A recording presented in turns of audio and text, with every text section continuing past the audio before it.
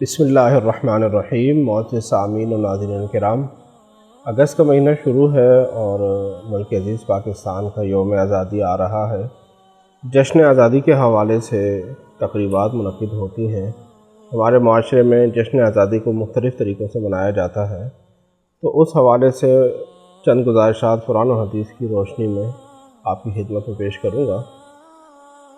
دین اسلام میں انسان کی جہاں پیدائش ہوئی ہو، جہاں اس کی رہائش ہو، جائے پیدائش ہو یا جائے رہائش ہو، وہاں سے محبت کرنا، یہ دین اسلام میں آقا کریم علیہ السلام کی تعلیمات میں سے ہے۔ آقا کریم علیہ السلام نے مکہ مکرمہ سے محبت فرمائی، اور جب آپ نے ہجرت کر کے مدینہ منورہ کو اپنا وطن بنایا، مدینہ منورہ کو جائے رہائش بنائی، تو وہاں بھی آقا کریم علیہ السلام نے اس عظیم و بابرکت شہر سے محبت فرمائی۔ صحیح البخاری کی حدیث پاک میں آقا کریم علیہ السلام کے الفاظ منقول ہیں: اللہم حبب الینا المدینۃ کما حببت الینا مکۃ۔ باری تعالیٰ ہمیں مدینہ منورہ سے بھی ویسی محبت عطا فرما جیسے تو نے ہمیں مکہ مکرمہ سے محبت عطا فرمائی، او اشد، یا مکہ مکرمہ سے زیادہ محبت عطا فرما۔ تو اپنی جائے پیدائش، جائے رہائش سے محبت کرنا یہ آقا کریم علیہ السلام کی تعلیمات میں سے ہے۔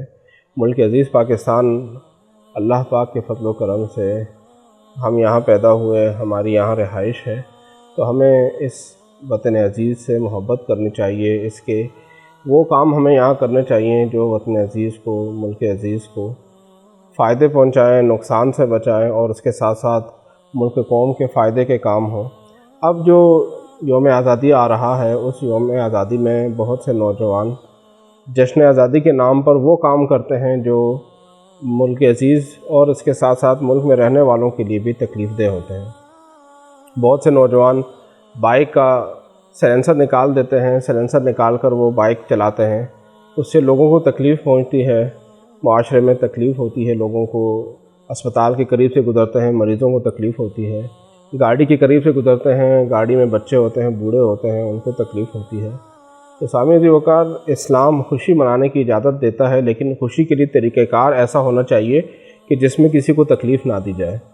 کچھ لوگ ہوائی فائرنگ کرتے ہیں جشن آزادی کی رات کو، تو یاد رکھیے ایسے کام کرنا جس سے دوسرے لوگوں کو تکلیف پہنچے، نقصان پہنچے، یہ اسلامی تعلیمات کے بھی خلاف ہے، ملکی قوانین کے بھی خلاف ہے۔ بہت سے بچے باجے لے کر قریب سے گزرنے والے لوگوں کے کانوں میں باجے بجاتے ہیں، یاد رکھیے یہ بھی دوسرے لوگوں کو تکلیف پہنچانا ہے۔ ہم اپنے ملک سے محبت کا اظہار کریں گے، لیکن ان طریقہ کار کے مطابق جو شرعی لحاظ سے بھی ٹھیک ہوں، اور وہ طریقہ ملکی قوانین کے بھی مطابق ہو۔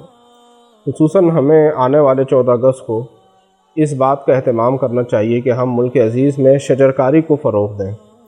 ابھی جولائی کا مہینہ گزرا، جون کا مہینہ گزرا، ملک عزیز میں بہت زیادہ گرمی تھی، اور گلوبل وارمنگ کے حساب سے ہمارا ملک جو ہے وہ عالمی طور پر یہاں موسمیاتی تبدیلی بہت زیادہ ہو رہی ہیں، گرمی بڑھ رہی ہے، تو اس کے مقابلے کے لیے ہمیں شجرکاری کو فروغ دینا چاہیے۔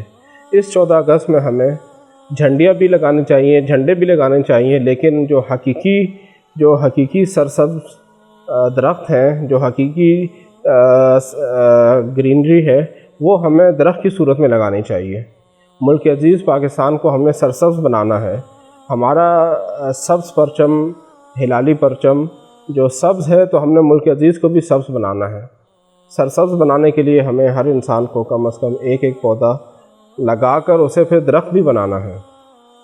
ملک عزیز پاکستان میں ہم یوم آزادی کو اس طریقے سے بھی منا سکتے ہیں کہ ہر انسان ایک ایک درخت کم از کم لگا کر اس کی نشو و نما کرے، اس کا خیال رکھے اور اس کو درخت بنائے۔ تو یہ بھی اپنے ملک سے محبت کا اظہار کا ایک طریقہ ہے، اپنے وطن سے، اپنے وطن کی خدمت کرنی ہے، آنے والی نسلوں کے لیے ایک اچھا ملک چھوڑ کر جانا ہے۔